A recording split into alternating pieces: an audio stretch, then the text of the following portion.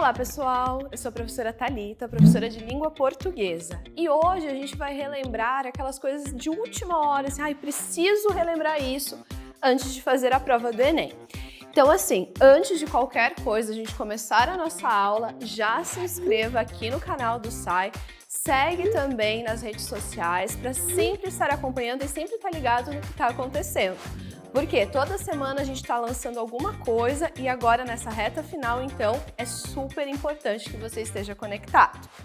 Então hoje nós vamos dar uma relembrada naquelas coisas que, ai meu Deus, como que eu vou lembrar disso na hora da prova? E uma coisa que sempre vai aparecer na prova do Enem de língua portuguesa é o conceito de língua e linguagem. Por quê, gente? Olha o nome, língua portuguesa. Então, eu preciso saber o que é a língua portuguesa. Também, o que é uma forma de linguagem. Então, basicamente, a linguagem, gente, é um mecanismo que utilizamos para transmitir nossos conceitos, ideias e sentimentos. Trata-se de um processo de interação. Ou seja, nesse momento aqui, eu estou usando várias formas de linguagem. Por exemplo, eu não estou mexendo as minhas mãos. Isso faz parte, é uma forma de linguagem, é a forma que eu estou me comunicando. Também estou usando a linguagem verbalizada, porque eu estou utilizando palavras nessa comunicação. Ou seja, se por exemplo eu estivesse fazendo um desenho, também é uma forma de linguagem. Ou seja, gente, a linguagem ela se apresenta na forma de palavras, que seria a linguagem verbal, e também na forma de desenhos, né, expressões, gestos, que é a nossa linguagem não verbal. E a língua entra nisso também. Por quê? A língua é um conjunto de códigos verbais característico, ou seja, um conjunto de palavras e combinações específicas compartilhados por um determinado grupo. Então, por que a gente tem a língua portuguesa, língua inglesa, língua espanhola? Por quê? Eu tenho um conjunto, e nesse conjunto eu tenho códigos que as pessoas entendem. Por exemplo, se eu começo a falar aqui em inglês e você não é falante do inglês, você não vai entender nada. Agora, como eu estou utilizando a língua portuguesa e você é falante da língua portuguesa, a gente consegue se comunicar tranquilamente. Ou seja, a linguagem e a língua, elas andam extremamente juntas, tá? E como que isso pode aparecer lá na prova do Enem? Como que isso pode surgir? Não vai ter uma questão, gente, exatamente cobrando o conceito de língua e de linguagem. Esse entendimento, ele faz parte praticamente de toda a prova. Vamos supor que você tenha que interpretar um texto que seja um infográfico. O infográfico tem o quê? Linguagem verbal e não verbal. Ou seja, olha aqui já, linguagem fazendo parte da nossa prova. Então é importantíssimo que a gente lembre que existe sim essa distinção. E já que nós estamos falando, né, do que mais aparece na prova do Enem, a gente também tem o sistema de comunicação. Não é que cai exatamente o sistema de comunicação, mas algo que é muito recorrente aparecer na prova são as funções de linguagem. Lembra que a gente falou de linguagem agora há pouco? Então, quais são as funções que essa linguagem pode ter? E além disso, esse canal de comunicação, ele está ligado a cada uma das funções que nós temos da linguagem. Então, o que acontece? Toda comunicação, ela vai ter o quê? Um emissor e um receptor. Por exemplo, nesse momento, eu sou emissora, porque eu estou transmitindo o meu discurso. E vocês são os meus receptores, porque vocês estão ouvindo, recebendo o que eu estou falando. E o que eu estou falando é a nossa mensagem, que é transmitida através de um canal e também utilizando um código em comum. E o nosso referente, ele é basicamente o quê? O nosso assunto, então de forma genérica. Por isso que ele fica ali no cantinho afastado. Então toda a comunicação, ela vai ocorrer exatamente utilizando todos esses componentes. Vale lembrar também o quê? O papel de emissor e de receptor, ele vai sendo alternado. Por quê? Ora, eu sou emissora, ora você é o emissor. E assim vai acontecendo a comunicação. Então, lembrando, isso daqui, gente, é a base de qualquer comunicação. Com isso, nós entramos então nas funções de linguagem. Primeira delas, gente, a função referencial ou denotativa. Então, observem aqui, referencial. Não tinha uma palavrinha lá parecida com essa quando nós estávamos falando do sistema de comunicação? Sim, o referente. Então, aqui nós já sabemos o que é principal, o nosso referente. E, basicamente, gente, a função referencial faz o quê? É a função da informação, presente em textos como artigos científicos, textos didáticos, folhetos, manuais e textos enciclopédicos. E aqui, gente, então, o que é importante? A informação que está sendo transmitida. Então, aqui eu não estou me preocupando só com o emissor, só com o receptor, só com a mensagem. Não. O foco principal aqui é o nosso referente. Então, lembrem, se é referencial, eu estou falando de referente. Também outra coisa, prof, mas por que esse outro nome denotativa? Lembram que nós temos o sentido conotativo e denotativo? O sentido denotativo é o sentido real da palavra. Então, eu não estou, eu tenho que interpretar. Não, é aquele sentido e pronto. Diferentemente de quando a gente tem o sentido conotativo, que é quando eu utilizo uma palavra em seu sentido figurado. Ou seja, aqui, então, o referencial é de referente e denotativa é justamente porque eu estou falando do sentido da palavra, o sentido real. Uma coisa que ajuda também a lembrar é denotativa, começa com D de dicionário. E no dicionário a gente não tem o significado das palavras. É uma forma mais tranquila da gente lembrar. Aí nós temos a função referencial ou denotativa ainda, e onde ela mais aparece? Bastante em notícias. Por quê, gente? Se eu tenho uma notícia, vamos supor que aconteceu um acidente, e eu tenho que noticiar o que estava acontecendo. O que tem de importante ali? Como eu vou passar essa mensagem? Qual que é o nosso assunto ali? Então, por isso que a notícia faz parte da função referencial. E depois nós temos a função emotiva ou expressiva. Aqui, gente, nós não conseguimos, só pelo nome, saber quais das partes ali do sistema de comunicação que é a mais importante. Então, o que acontece? Aqui, gente, nós temos, na verdade, diferentemente da função referencial, um caráter subjetivo. Lembram que eu falei anteriormente de denotativo e conotativo? A função referencial, ela é denotativa. Aqui a função emotiva, ela é conotativa, ou seja, eu vou aqui, gente, utilizar a linguagem para emitir opiniões, emoções, desejos, sentimentos, expressões individuais. Ou seja, aqui então eu não tenho aquela objetividade que nós tínhamos anteriormente.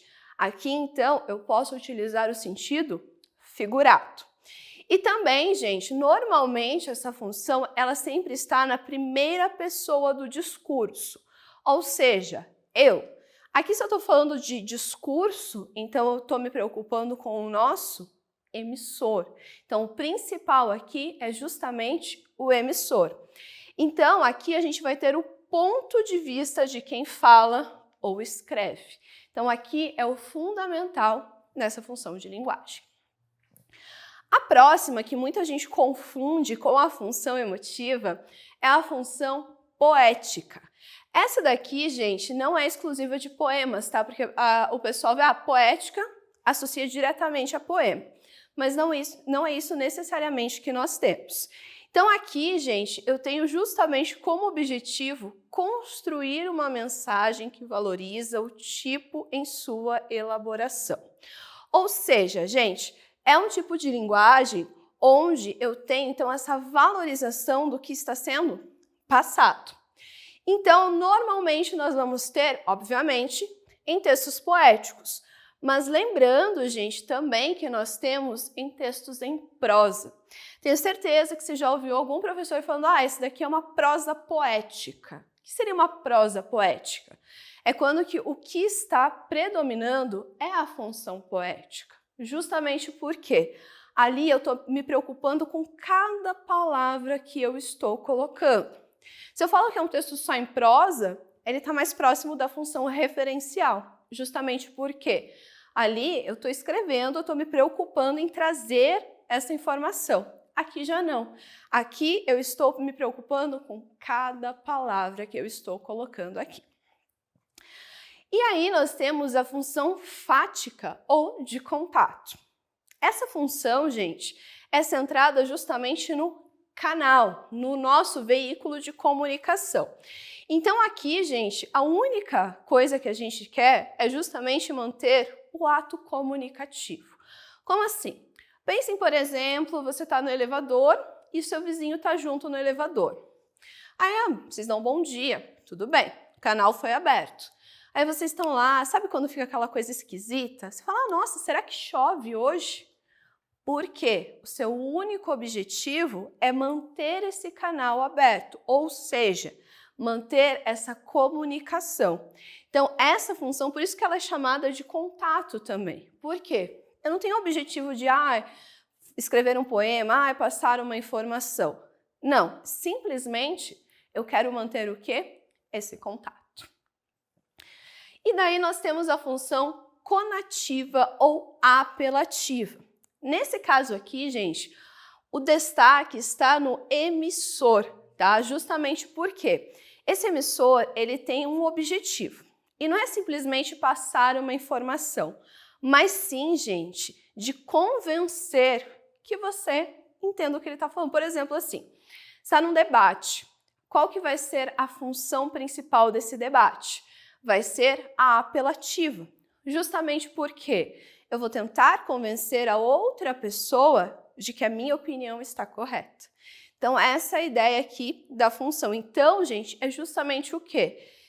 Eu tentando convencer essa outra pessoa.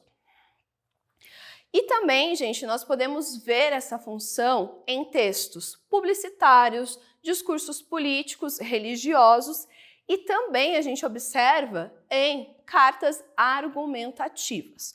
Ou seja, todo tipo de texto onde o meu objetivo é justamente o quê? Convencer a outra pessoa. Agora, a função que geralmente a galera se confunde, que é a função metalinguística. Gente, que basicamente é a função da explicação. Como assim? É aquela, gente, onde eu utilizo o código para explicar o próprio código. Agora, a aula de língua portuguesa é uma aula metalinguística. Por quê? Eu estou explicando a língua portuguesa, certo? Mas para isso eu estou utilizando a própria língua portuguesa. Então, por isso que ela é metalinguística. Pensem da seguinte forma. Estou lá tendo uma aula de teatro e eu tenho que entender qual que é o funcionamento disso.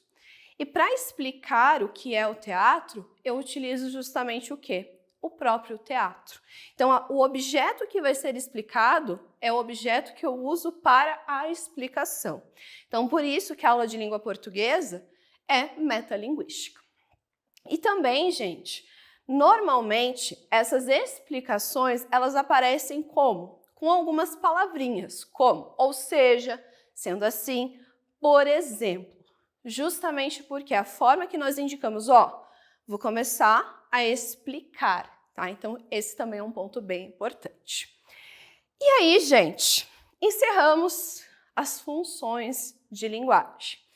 Porém, agora, gente, nós temos que lembrar que, beleza, a gente viu lá língua e linguagem. A gente trabalhou as formas que a linguagem pode aparecer. Essa linguagem aqui tem qual função, aquela lá tem qual. E agora a gente vai focar um pouquinho na língua. Por quê? A língua portuguesa, a gente sempre fala, prof, como é difícil, como tem regra. Sim, justamente porque, gente, a língua portuguesa, eu posso fazer dois tipos de análise. A análise morfológica e a análise sintática. A análise morfológica, gente, eu faço uma análise das classes de palavras. Ou seja, eu pego cada palavrinha e vou analisando. Então, aqui tem um verbo, aqui tem um substantivo, aqui tem um adjetivo. É isso que nós fazemos. Agora, na análise sintática, eu vou ver qual é a função que essa palavra exerce. Por exemplo, ela está exercendo a função de sujeito, ela está exercendo a função de predicado, de predicativo, aí começam aqueles inúmeros nomes. Então, gente, vamos lembrar, primeiramente, quais são as flexões que nós temos na análise morfológica. Nós temos, por exemplo, a flexão de número, onde nós temos singular e plural. Básico, gente, pega um substantivo igual casa. Casa está no singular. Agora, casas está no plural. Lembrando que, gente, não é simplesmente na língua portuguesa eu colocar um S que a palavra torna-se no plural. Por exemplo, os verbos. Os verbos, gente, não é somente inserir a letra S, pronto, plural. Não. No caso dos verbos, eles normalmente, quando estão no plural, são terminados pela letra M. E gênero, gente, nós temos biforme e uniforme. Uniforme, gente, é quando eu tenho apenas uma forma, tá? Como assim uma única forma? Por exemplo, a palavra estudante. Eu não tenho feminino e masculino. Então, nós falamos que o gênero ele é uniforme. Agora, é a palavra aluno. Ela é biforme por quê? Aluno, eu estou falando no masculino. Aluna está no feminino. Então, tem duas formas. Então, sempre que nós tivermos esse prefixo bi, quer dizer dois. Então, biforme, duas formas. Uni, uma forma. E também nós temos a flexão de pessoa. Lembrando, gente, que pessoa só ocorre essa flexão em duas classes, que são os verbos e os pronomes. Então, nós temos primeira, segunda e terceira pessoa. Mas esse tipo de flexão está ligado lá com a flexão de número. Por quê? Eu tenho primeira, segunda e terceira pessoa do singular e do plural. Então, lá é o eu, o tu, ele, ela, nós, vós, eles e elas. Então, aqui, a flexão de pessoa necessariamente precisa da flexão de número.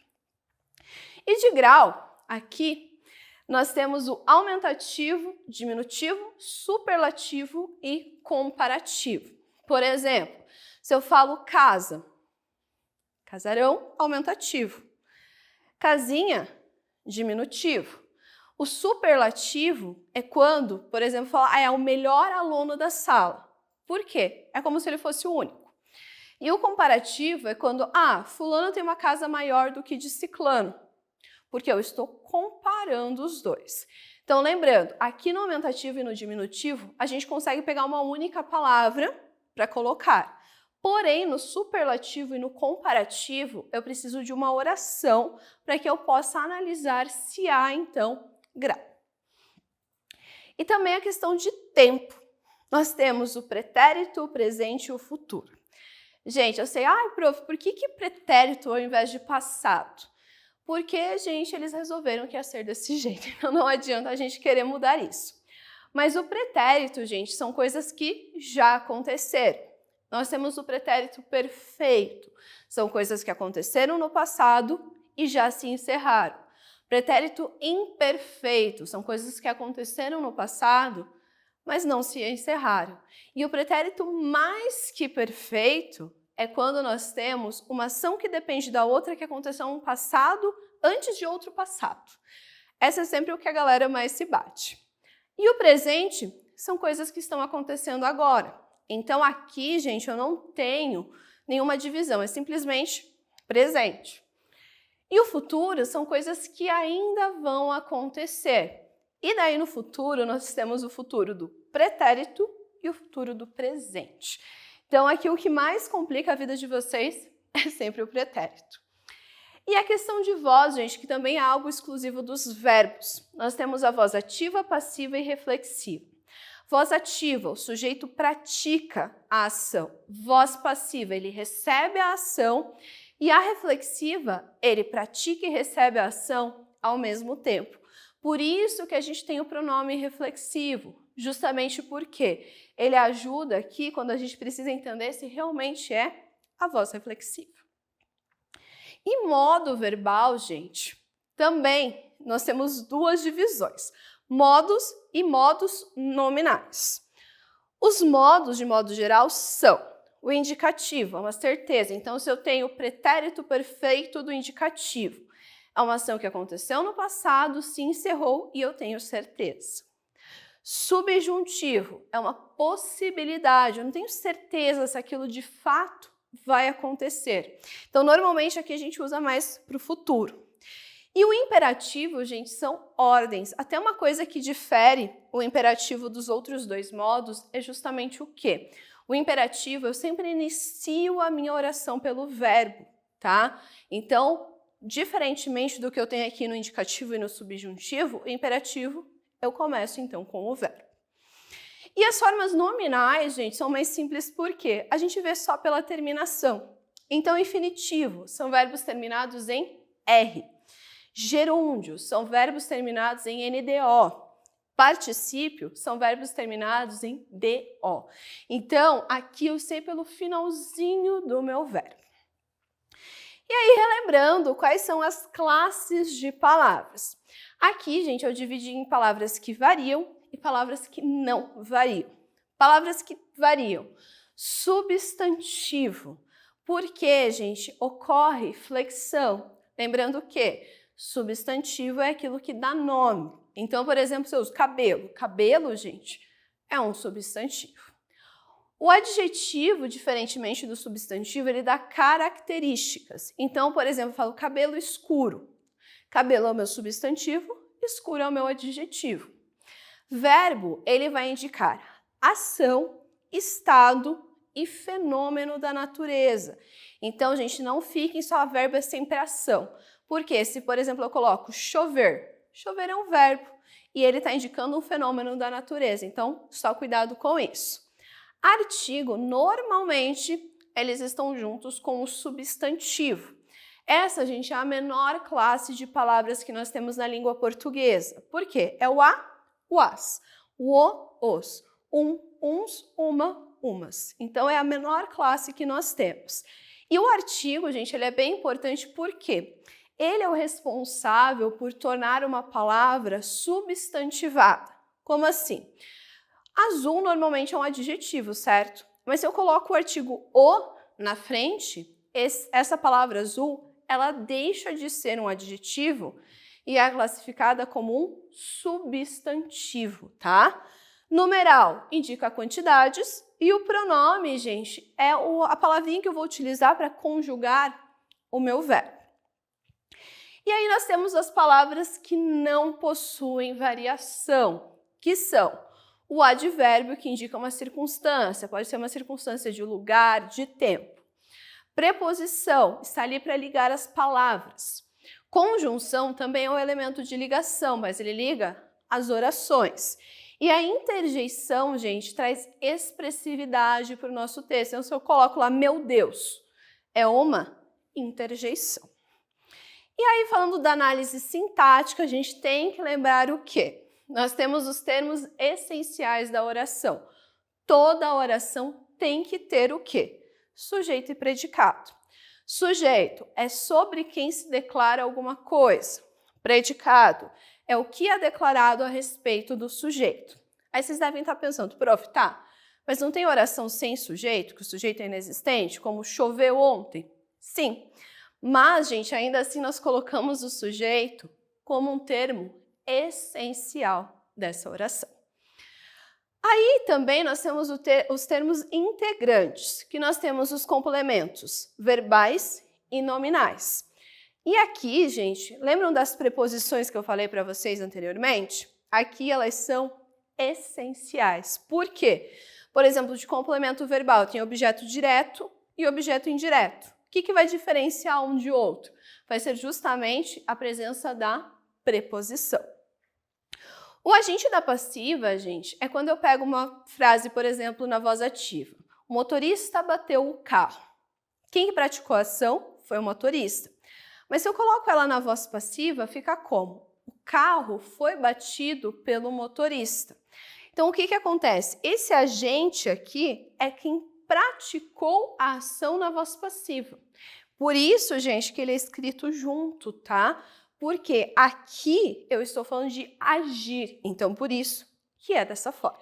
E aí, gente, nós temos a análise sintática também envolvendo os termos acessórios. Termos acessórios são aqueles que não são necessários, mas se eu quiser eu posso colocar. Então, nós temos o adjunto adverbial, que ele tem a mesma função, gente, de um advérbio. Ele vai indicar uma circunstância. E vale lembrar, gente, também lá uma dica já para a redação, que o adjunto adverbial, normalmente, ele deve ser colocado ao final da frase. Se ele não estiver no final, gente, eu devo utilizar vírgula. Então, a vírgula do adjunto adverbial deslocado, ela é obrigatória. O adjunto adnominal, gente, geralmente o pessoal confunde ele com o complemento nominal que a gente falou anteriormente. Por quê? O complemento nominal, normalmente, eu tenho preposição.